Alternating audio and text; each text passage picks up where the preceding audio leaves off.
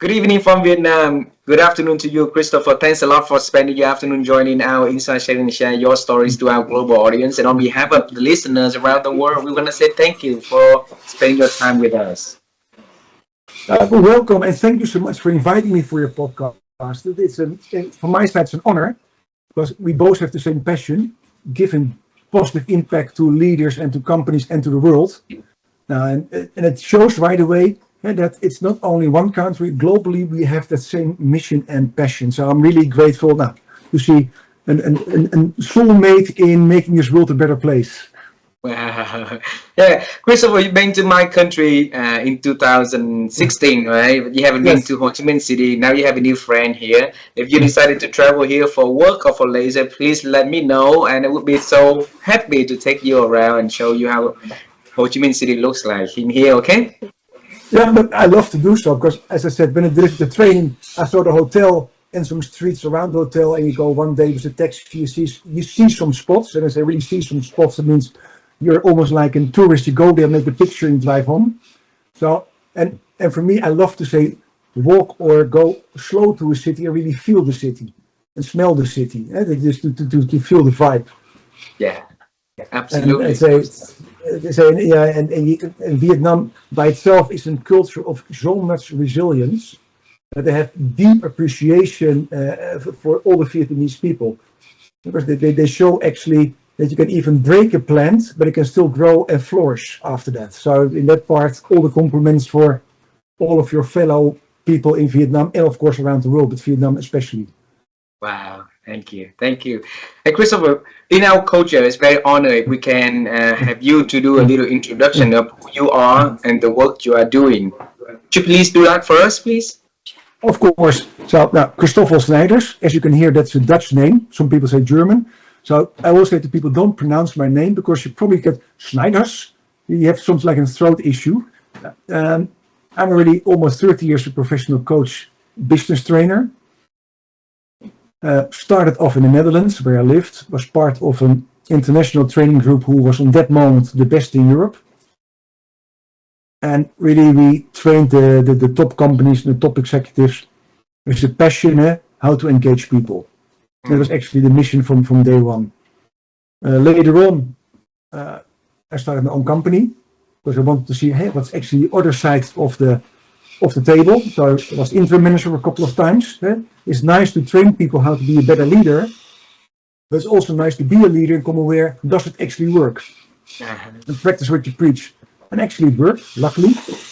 After that, I emigrated to Australia with my ex-partner because we love actually beautiful weather. I started up there also as a business coach, business trainer, and also a clinical hypnotherapist, psychotherapist. Because always my passion was, and what drives me is what makes people now really change. Mm. Because we talk about development, how do you train people? Well, if you look at success rates of training or coaching or therapy, they all are less than 50%. Even McKinsey, we talked about change management, has a result rate of less than 41%. Mm. And McKinsey says if you follow all our steps, we can go up to 75%. I always say you will never go to a dentist for just to replace your filling if the dentist has a success rate of 75%. Then right away would run away and find another dentist. So it always puzzled me, why do people not change? What keeps them stuck? So that brought me to NLP, hypnotherapy, somatic training, and all kind of things. So in Australia, I worked as a therapist to really help people with PTSD, anxiety, depression, addictions, become aware what really different. From there, I emigrated actually during COVID times to Spain, where my girlfriend lives, and started there actually really becoming in coaching based on all my experience, and started off in 3-brain coaching. Because during my journey, I came aware what makes us tick. We always talk about the subconscious. We have a conscious mind and a subconscious mind. And I have been asking actually all my teachers, what's the subconscious mind? And where is it? And then what it is, they can describe. It is something we are not aware of. It is something like the iceberg underneath the water. It's responsible for your beliefs, your behaviors, and all that kind of stuff. It's okay, where is it located? In my head, my right pink in my toe, where is it? And all of them said, no, it's not a specific place, it's somewhere. And for me, I studied commercial engineering or engineering when I was young. And I thought, that doesn't make sense. If you have a car, you don't ask, where's the engine? Now, it's not really an engine, it is somewhere in the car. You cannot find it, but it's there. For an engineer, it doesn't work. So I also said, okay, if it's not tangible, then it doesn't exist. So from there, I came aware in my searches when I was following actually a trauma course from Peter Levine, and he talked about somatic training, and he said the body has a memory. He said the body has a memory. So I asked him once, so then where is the memory located? And in one of his books, he actually talks about Ivan Yankovic, and that's a Russian-American Jewish researcher from the 40s. And he says everything starts in the gut. So when we are conceived in mama's belly, we start, actually the first part is our gut. Then right away it goes to the nerve system, heart and head. And he somewhere had the premises. So the heart and the gut are actually layers on top of our gut system as a memory system. And I found that really interesting. I thought, okay, if that's true, then there must be other research. And of course there is. I came aware of Michael Gershwin, who wrote the book The Second Brain. It's all about the gut brain. And if you talk about heart brain, you go to heart math that already exists 30 years, I think, and have everything about the heart brain. And on that moment I thought from, Eureka! So we have three brains, one in our beautiful head, one in our heart, and one in our gut. I started researching more from what is more about it? Can I find something about it? I almost didn't find anything, but scientifically it's true we have those. So I thought, if it's scientific true we have them, but there is no real research about it, so maybe we're missing something in our whole system, how we educate. Now that's true. So I started actually working with that. I had at that moment already a school for hypnotherapy and psychotherapy. So I started actually, you could almost say, experimenting on my students. I don't say it like that, but sometimes that one, does it work? Also with my patients I saw. And I came to where it works. And from there I really found the concept and researched the concept, we have three brains. Then on that moment I became aware that actually there was one book written about it. helloNEWNESS in Australia, about multiple brains by Grant Saluko. He pitifully died just before I published my first book. And they also have a training about it, and I connected with the lead trainer of them. He's also Dutch. And somewhere I got an insight, okay, that's true. So somebody else has also a lot of research about it. It ticks all the boxes. So it's not just Christoffel Sneijders, who's a coach and therapist who finds, I'm not a neurobiologist. I'm not a researcher. I'm not a doctor. I never opened any animal. But okay, but if other people have all this research done, it is true. So then and then it's almost as history, that's 8 years ago. I came aware we have three brains. And what's the beauty of that? That's what I'm doing now. I teach or train coaches how to use three brains intelligence in their coaching work, because it's really three brains intelligence. And I coach or train leaders, managers, people, hey, how do you become a better leader and better in the words of getting more engagement, more achievement, more health and wellness, and more happiness in your company. And in the end result means more profit for you, shareholders, and everybody else. Now, that's a long story. That's what I'm doing, and actually how my journey led me to here. And I will stop. Otherwise, I keep on talking, because this is my passion. Yeah. If you would know the concept of three brains, you would be puzzled. If everybody would use three brains, there would be no war, no poverty, and relationships would be healthy and happy. That's what we want to hear in this conversation, and that is what we're gonna unveil in this conversation. Okay, so Christoffel, yes, you introduce everything to us in about 5.5 minutes, and it's not enough, so we want to go deeper, and we want to start at the very beginning.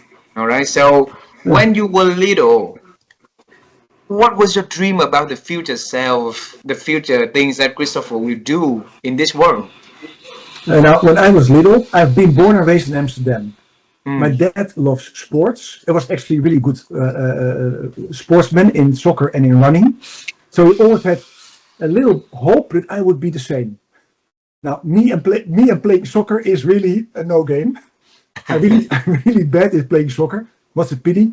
Sport-wise, I'm rather good. But when I was young, I always had something like, I love sports. So I like to do something in sports. I'm good in all sports, but not in one specific sport. So I did also the Olympic triathlons. Where it's not really a business.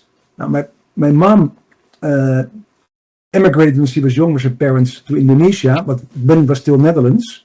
And during the Second World War, she was 4 years in prison camp as being a Dutch girl in Japan invaded Indonesia. And after she came back, and in her upbringings and our upbringings, she went from, say, quote, quote, rich girl to poor girl. So there was always a little pressure in our little family. Money is not important, but it helps if you have it. It's nice that you follow your dreams, but at least think if your dreams somewhere make money. Hence, I did not continue in sports or those kind of things, but I became commercial engineer because I have a logical brain. So although I'm dyslexic, I'm rather smart. At least that's what everybody says. An IQ test says the same, so that's good. So I went through all my studies, and I'm smart in math. So I did commercial engineering. 23. When I was 23, I got a job right away in software programming. Just imagine you're 23, you get paid money, you get a car, you get a laptop. And it's like, where do I sign up? Didn't know what to do, but I signed up. So I started in software engineering. And after a couple of years, I came away, I love people more than just my computer. I went to the sales marketing. And after, say, some hiccups with companies, I came aware, what is my real passion is people. I love people. And I also really love to understand people. Because also, I have been bullied at school. If you're a sweet boy and you're not, say, in the normal range, but you like art, you like beauty, you like to dress up, then as a boy, you're right to be easily seen as, probably you're maybe gay. And so I was punching ball. So I learned actually to read people. So those things combined, I know what people think and what they do. I have a passion for people to make this world a better place because I don't understand why would somebody hurt somebody else just for fun. That doesn't make sense to me. So I combined those things, and when I was 30, 31, after being actually sacked from a company, I thought, I'm going to follow my passion. I knew the training company, what I wanted to work, the best in Europe. I said, I'm going to work for them. I called them, they said no. I said, that's an interesting answer. The answer should be yes. So what should I do to make it a yes? Wow. 2 months later, and so convincing, I flew to Switzerland to get a 2-week, 24-hour, 7 days a week training in how to become a leadership trainer. And they really squeeze you, become a trainer, and then really I found my passion. Because then you can start talking to managers, to leaders, to people. How can you make this company a better place? How can you get rid of toxic leadership? How can you get engaged people? How can you? And it felt almost like sport because we were on that moment, say, the best in Europe. And just like in sports, you're working with the best. And it was just big fun. Working with part of a big fun. And I found my passion. And I came later, when I was 9 years later, I got a burnout. I was just divorced, was a partner, had a team, was coaching people, did my sales, and extra, and still do my sports, water polo. And I got a burnout and I thought I knew so much, and actually I know so little. Because how can I have a burnout if I'm coaching the top of the top, and I'm hitting a wall? So at that moment I became aware of somatic therapy. The body has somewhere a say in everything. So I learned the first part of somatic work already, and that's part on. So that's somewhere in my life and my aspiration. I always loved people, but say I took a long road to really get there. But normally, if you're 22, if you like to study, you have 2 ways to work with people. If you like to study, you do or psychology, or later in life. Now, I don't know how it's in Vietnam, but in my time, if you were 18 and you wanted to study psychology, it was 80% female that wanted to study psychology. So if you went as a boy to study psychology, there must be something wrong with you. And in that time, everybody who wanted to study psychology was somewhere messed up. Mm. And so it was not really a positive thing if you wanted to study psychology. So I never did it. Later in life, I thought it would have been easy to have studied psychology instead of commercial engineering. It would have made more sense in my career. So I will say I'm a quick learner and a slow learner. Because I follow my passion, and if you follow your passion, it doesn't mean you always follow the quick tracks to get somewhere. Christoffel, I want to bring you to the 31, 32 years old when you say that you realize you love people more than you love computer, right? And then you call the company, apply for the job, and they say no to you. So you ask a very big question: what can you do to get accepted, right? And after 2 months of negotiation, then they finally accepting you to join. Why did you spend that 2 months to persuade and to push the message across so that you get them accepting you to the program? I will first put it in context of 3 brains. So if you look at my 3 brain score, I have the biggest heart brain score, then a gut brain score, then head brain score. The heart brain is about people and connecting and socializing. The gut brain is the winner's brain. The winner's brain that likes to achieve, that likes to win, that likes to be number one. Is the egocentric brain. The head brain is the logical brain that thinks before it does. Now, so based on that score, you will see I do before I think, and the gut brain likes to win. Why I didn't accept their no, because I knew it was the number 1 in Europe in training. So if you like to learn the best, you would be there. And had an amazing learning program for the people who joined. So for me, I always said there is no number 2, there is no plan B. So when they said no, I had something like, okay, it's nice that you say no, but I decided I'm going to work for you. So we just have to find a way how you can say yes. And I still remember the lady said, you're rather persuasive. I said, yes, because everything inside me says I'm going to work for you. And don't ask me why, but everything feels for me I should work for you. And she was like, okay, you go to our headhunter, convince him. If you can convince him, we can talk. I went to the headhunter. We had something like, the whole procedure is closed. So I don't know, we already hired everybody, it's closed. So then I asked the guy, so then why did you say yes to meet me? Are you here just in for the money or is there something else? He said, that's a good question. I said, yes, because somewhere inside me said that I should meet you. I said, no, okay, so then we're good. Then we have a good match. Now, 1 hour later, he said, yes, you can go to the next round. You can talk to the company. And to be honest, later, 1 year later, after I worked for the company, I got the computer of the old CEO because the old CEO, we all get new computers, but the new ones get the old computers.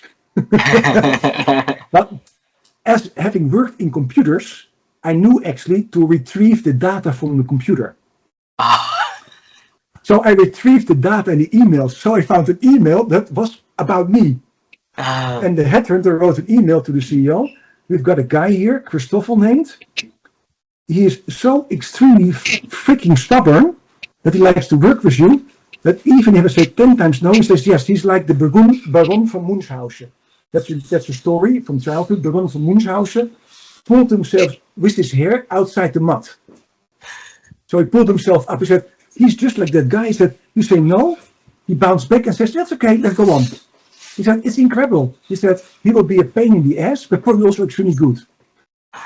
So I saw an email, but anyhow, after I went to, then I had to do a presentation if I had leadership skills and training skills. And I still remembered, I was there all by myself, and there was a CEO of the company, and there were 2 senior partners there. And I was there all by myself. They said me huge you. So we had some like there, and there. And I still think I'm the only one giving a presentation for these 3 extremely good guys. Or they're crazy, or they see something as me, but I should not pee my pants, because now I get nervous. So I think before my presentation, I went 8 times to the toilet. I did my presentation, and we had a chat, and they asked all the questions if I like to work 60 or 70 hours a week and all this kind of stuff. And I said, I don't mind. Probably I'm much smarter than everybody else, so I'll work only 50 hours to do the same. And the guy said, "You're rather arrogant." I said, "No, I just know who I am because I love my sports. I love the water polo and those kind of stuff." Wow. And I still remember, I walked. The CEO walked with me to the exit, and at the exit door he said, "Just think it over about your decision." And I said, "I don't have to think. My answer is yes." I said, "But if you ask me that question, it sounds that you already have made your decision. That's interesting."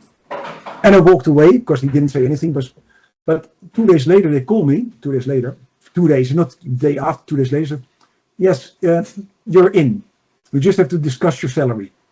And I spoke then with one of those three and said, "I just have an idea that you already made the decision before it was outside the door." He said, "Yes, we made the decision. Actually, you were before you out the door." So we said something like, "That guy shows so much passion to work here, and so much love and so much craziness that it would actually be crazy for us not to hire him, because the guy breathes actually our genes out from the company. He's almost like he's made for us." So that's why we said yes. He said, "On the other hand, we know you're so extremely stubborn that probably we have to hit you 20 times before you start listening."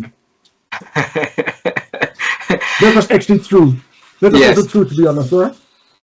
Teach us, Christoffel, how can we be that determination and resilience in our life, where a lot of people now they're giving up so easily for the things they love doing? That you could say, do they really love it? Because did you ever fall in love with a girl? Yes. Or boy? Yeah, I don't know your preference. So then, do you know those first times that you like to call her and like to meet her, and that she says yes, I can that time, and you skip everything, you run to her, you do everything, and you almost don't sleep and still have energy. That is when you really follow your heart and the passion is there. Because the moment your heart is in it, it releases oxytocin, it releases neuroperiferine, that's the energy mode. It connects with the rest of the body, gives me energy. Then your gut brain steps in, your gut brain has cortisol, adrenaline, and all kind of things, just to give you all the energy. And it just happens. You could say, to compare it in another way, and you hear those stories of parents, when something happens to their kid, they have all the energy to save their kid. Yeah. And they do the amazing stuff. Now, that energy is released when you really follow your passion in your heart. That you can do miracle things. So if people say, I love to do my passion, but I don't have energy for it, I know it's too hard work, then I always say that then it's not your real passion. If it's really your passion, you would do it. Because the moment the oxytocin is released, and you really love it, also epiperiferine are released in the head, and that's that stimulation drug that gives you just the high speed, and just happens. So nowadays, it's also different. I will not say the old times were better, because they were not. But nowadays there's much more choice. My choice of playing things where you play outside with a ball, you play with your friends, or maybe you read a book. Or you could watch maybe one of the good channels on television. Nowadays, you have 100 channels on television, you have Netflix, you have a Disney channel, you have whatever kind of channels you have. On this little mobile thing, you have 40,000 apps, then you have all the social media. So there's so much to see that actually it creates almost a FOMO, the fear of missing out. So it's hard really to follow your passion, because people don't connect with the body anymore, because the moment you're on this, you're actually not in your body, you're in your head. And if you're in television, you're also in your head, because your body is actually getting all the signals, maybe because you identify with a program, but your body is not steering the direction, it's secondly. So to feel passion, the heart should come first.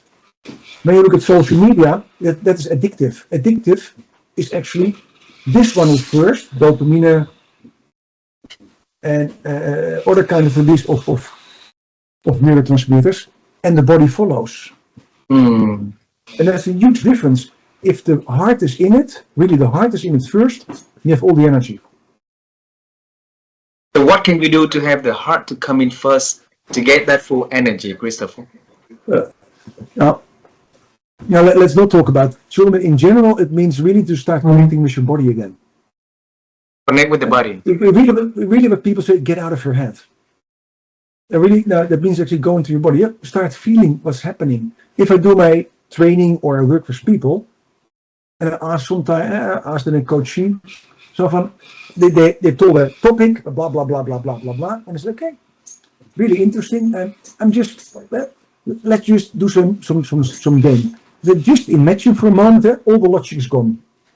Dear CEO or dear manager or dear client, and you would just follow your heart. What would you do? And the number of times I hear, follow my heart. I don't know how to follow my heart. They're disconnected from their heart. They don't feel their heart anymore.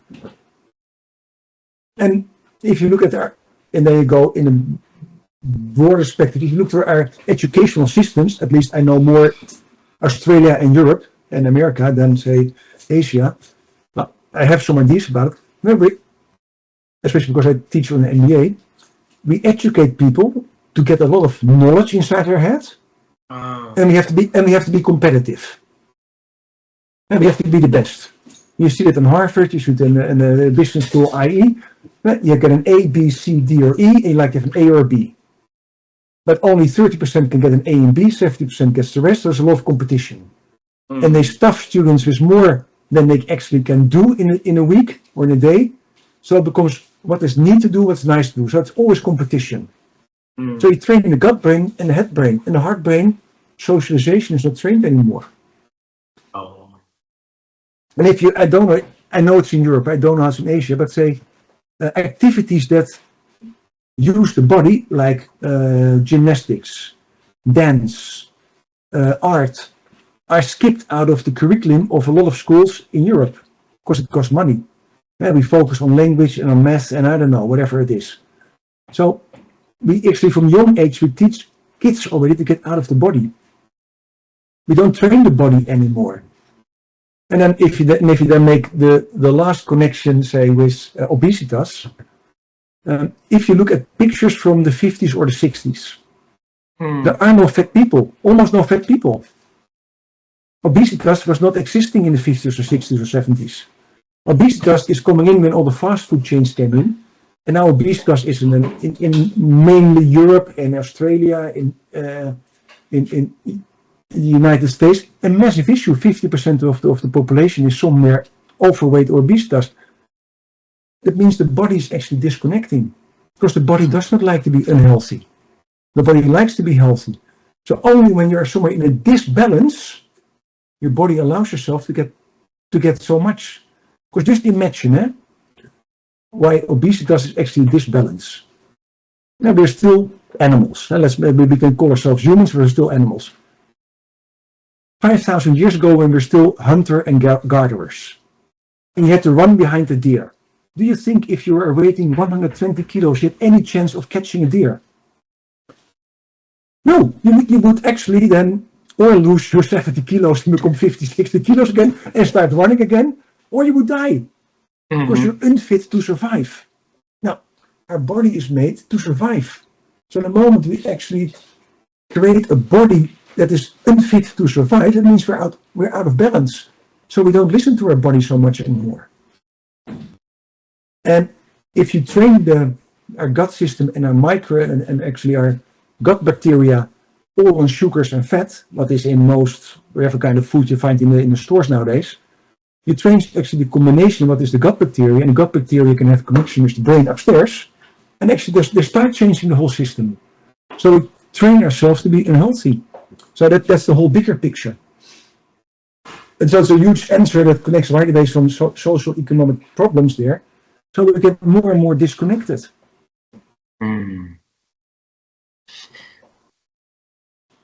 If we say that train our body, listen to our body, and for a very long time, people forget to listen to the body, so they don't have that ability anymore.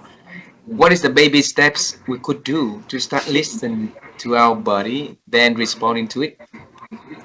Well, like the funny part is, and I always make the joke to my students, we listen to our body only on 3 moments, 2 moments. When we go to the bathroom, that's one we always listen to, because otherwise you do it in your pants. That is rather unhandy, social.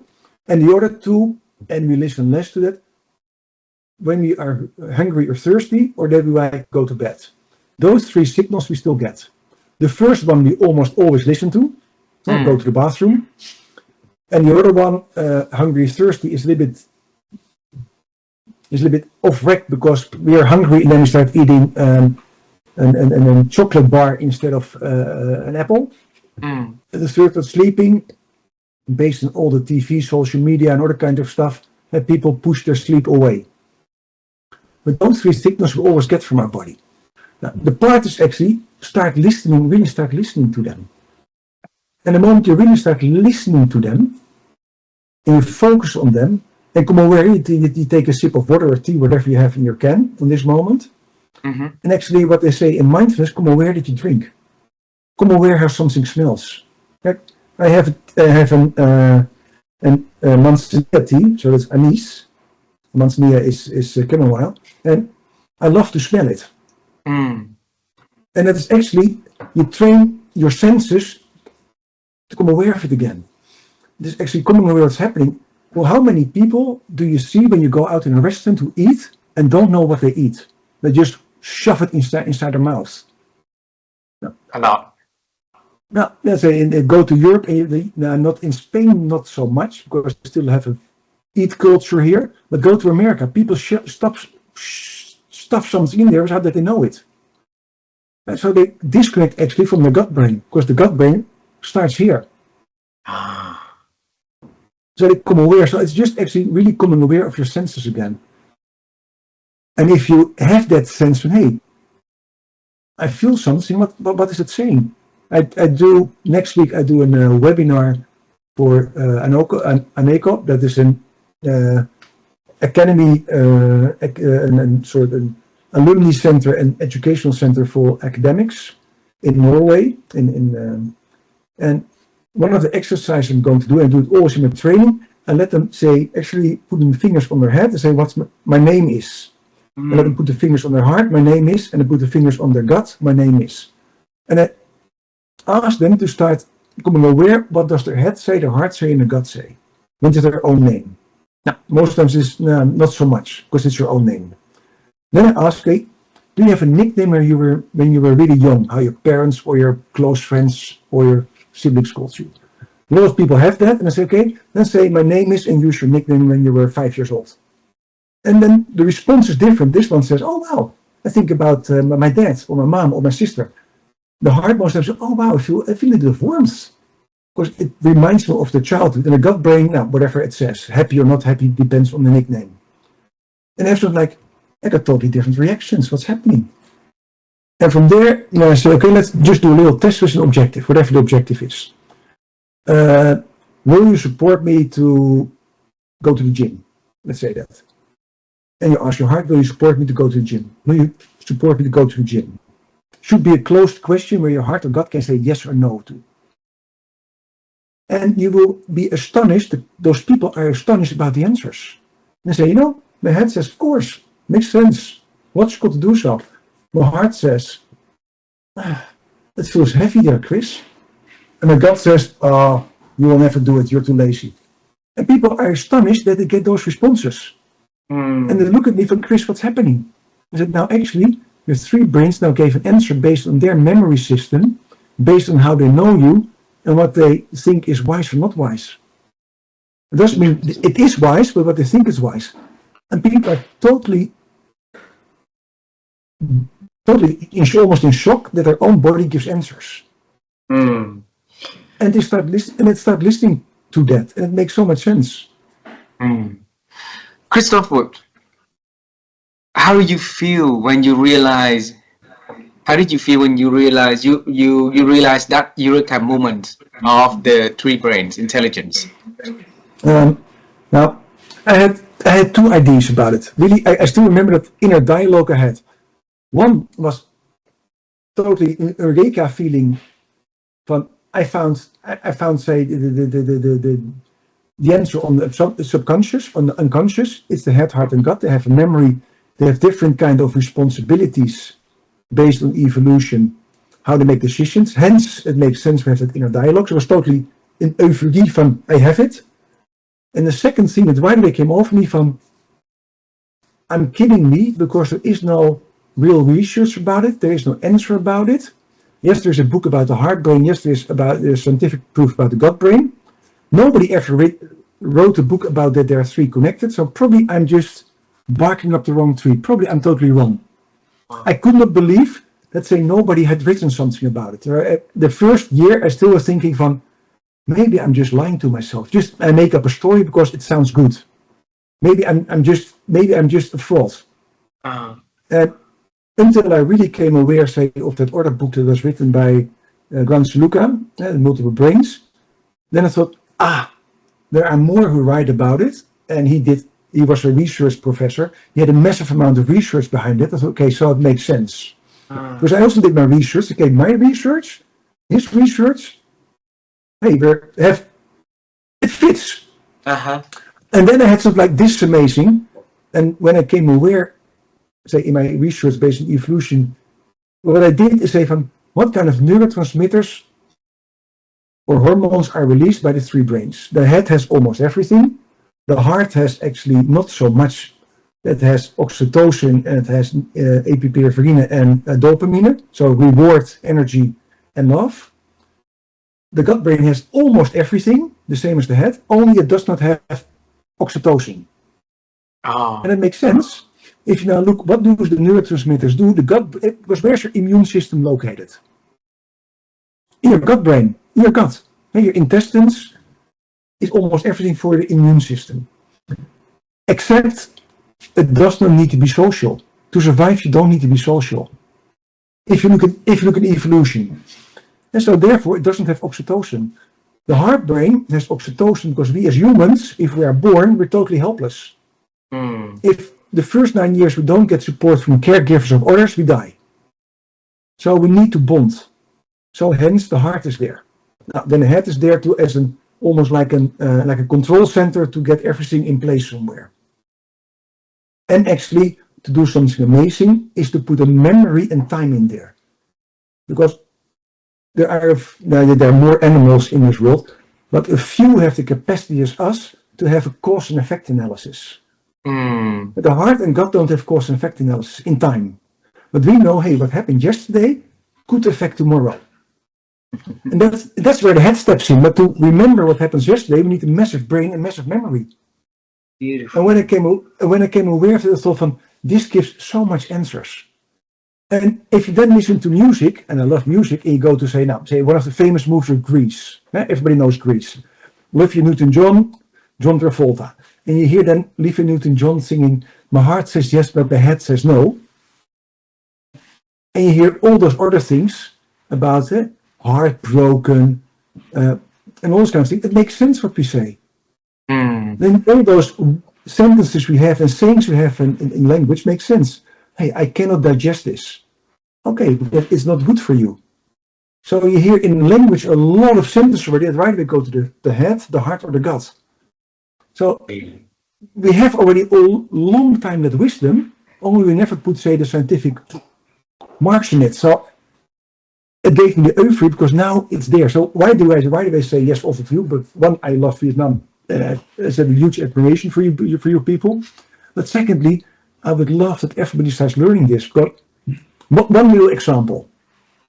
So the gut brain does not have oxytocin. Oxytocin is the bonding, caring, and loving neurotransmitter. The gut brain does not have it. The gut brain has epinephrine, adrenaline, cortisol, testosterone, etc., etc. The gut brain does not care about anybody else. It's extremely egocentric, me-oriented brain. Because so just imagine your gut brain dominant and you don't listen to your heart. What could you do with other people? You could kill them, torture them, rape them, burn them alive. The moment you put the heart in there, it doesn't happen anymore. Because then you feel human and you would not do that anymore. And if you then have also your head screwed up, you come aware it doesn't make sense to do so because the world is big enough for all of us. So my big passion is, if we start living with three brains and we start listening to them, a lot of the toxicity in companies, a lot of the cruelty that happens in between people, and maybe even worse, would somewhere end. And of course, that's a huge dream I have, but somewhere it makes sense. Beautiful. Yeah. And it sounds like a really big dream, and maybe I will never see it in my lifetime, but at least it's worth dreaming for. It's worth living for. Yes, I totally agree with you.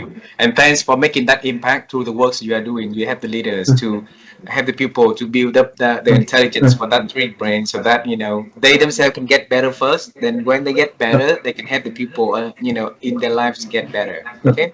And the Last beauty is, question, and just to interrupt you, 2 years ago, and there's research of McKinsey about great leadership, and what are the 4 traits of great leaderships. But also Paul Zek from Harvard University wrote a book about, say, the trust factor. And there are more books about it, but this book is 2 years old. But why I loved Paul Zek, because he did, just like McKinsey, massive research, and just like Gallup organizations, what do companies and people, what does them make flourish? What makes them better than the rest?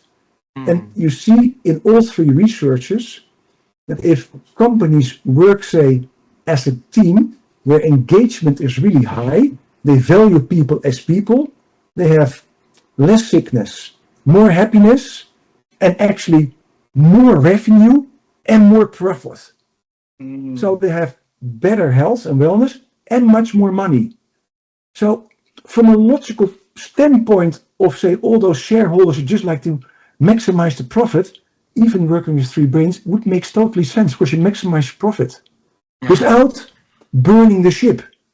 So that's why I also love to bring it out there, because it's actually it's a no-brainer. Okay, so sorry, now your last question. Excuse me for interrupting you. Yeah, I have the last question because we've scheduled for 1 hour, and then I got a plane to catch after this. So Oh wow. yes, my wife and I, we've been on the quest to help people to improve their ability to think. And you are the very, very great thinker. You're trying to connect in the dots and then try to create something that help people to get better. So we want to ask the secret of your thinking. So how have you been growing your ability to think, Christoffel? Now, there's 2 reasons. One, say, if you're a little bit, say, if I would now be diagnosed, probably say, oh, he has a little bit ADHD, maybe a little bit autistic spectrum. By the way, he's also dyslexic, so yes, he's messed up, put him on medication. Now, the beauty of that diagnosis is that the head brain likes to think differently. So I have an advantage, say, how I think. So I like to do 5 things on my screen and like to see the connection. So I'm more a global thinker. So I have that little bit advantage. What makes me think so much is I always love, just like little kids, ask the question, how does it work? Why? I don't accept, just accept it as it is. If people say, just learn it how it is, why? Because I tell you so, then everything inside me says, no, that's no argumentation. I don't believe that. That's how people go to war and get killed. Just follow the leader and get shot. I'm not going there. So I always say, how should it work? Why is that? And like the little engineer who likes to know, hey, I like to turn off the screws and see how it works. And I don't accept how it is. I like to understand. And the moment you like to understand, you start thinking about it. And the trick I use is, if I read a book, I like to understand the book. I don't like to never ask what's on page 79. I really don't know. But I can tell you how the book combines.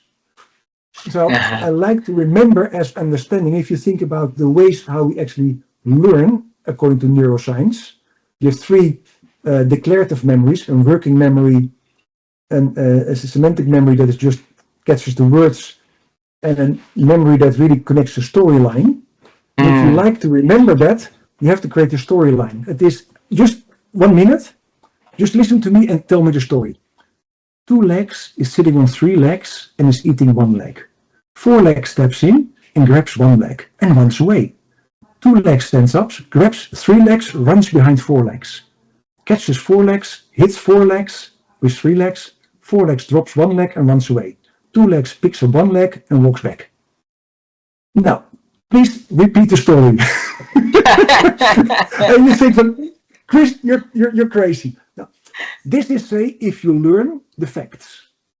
And only if you're Big Bang Sheldon, you remember with a photographic memory the story. But if I now tell you a story, a guy is sitting on a bar stool eating a T-bone steak. A dog comes in and steals the T-bone steak and runs away with the T-bone steak.